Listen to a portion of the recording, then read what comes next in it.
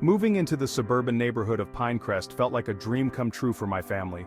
The streets were lined with neatly trimmed lawns, and the houses, each uniquely designed, radiated warmth and charm. My wife Sarah and I believed we had found the perfect place to raise our two children, Emma and Jack. The first few weeks were filled with unpacking, settling in, and getting to know our neighbors. We were welcomed with open arms. Mrs. Thompson from next door dropped by with a basket of cookies, while Mr. Miller across the street offered to help us with any repairs we might need. The sense of community was palpable. Every weekend there was a barbecue, a potluck, or some neighborhood gathering. It felt like the perfect place to start anew.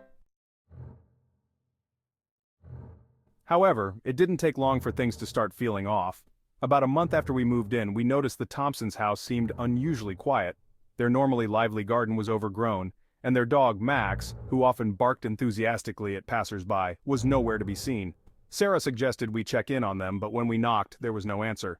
A sinking feeling gnawed at my stomach, but I brushed it off as paranoia. Days turned into weeks, and then it was the Millers. I noticed their car, usually parked in the driveway, had been missing for several days.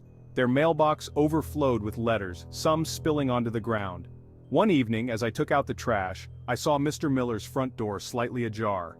The eerie silence and the lack of movement chilled me to the bone. Sarah and I decided to investigate. We knocked on their door, calling out their names. When there was no response, I pushed the door open. Inside, everything was in place, yet it felt disturbingly vacant. There were no signs of struggle, no notes explaining an absence. It was as if the Millers had simply vanished into thin air. I couldn't shake the feeling that we were being watched, judged. One night I woke to the sound of whispers. I crept downstairs to find Emma standing by the window, staring out into the darkness. "What are you doing up?" I asked, trying to keep my voice steady. She turned to me, her eyes wide and frightened. "Daddy, they're coming!"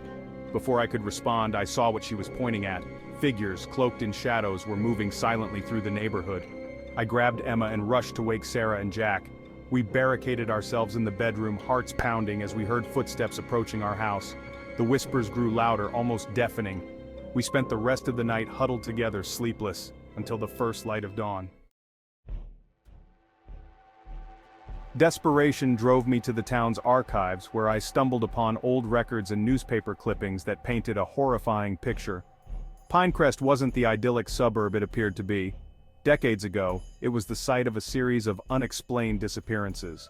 Families, much like ours, had moved in, only to vanish without a trace. The record spoke of a malevolent entity, a guardian of sorts, that demanded a sacrifice every few years to maintain the town's prosperity. I realized with a sinking heart that the cycle had begun anew. The community, in their fear and self-preservation, had chosen to keep this dark secret hidden, hoping that newcomers would be the ones to appease the entity. We were the latest targets. With no other choice, we decided to flee. Under the cover of night, we packed what we could and left Pinecrest behind. As we drove away, I glanced in the rearview mirror, half expecting to see those shadowy figures following us. But the road remained empty, and the oppressive weight lifted with each mile we put between us and that cursed neighborhood. Our new home was far away, and while the nightmares still came, we took solace in knowing we survived the terror that lurked in the seemingly perfect streets of Pinecrest. We started to rebuild our lives slowly but surely, regaining a sense of normalcy. Then one evening, several months later, as we sat down for dinner, there was a knock at the door. Sarah and I exchanged wary glances. Visitors were rare in our new secluded home.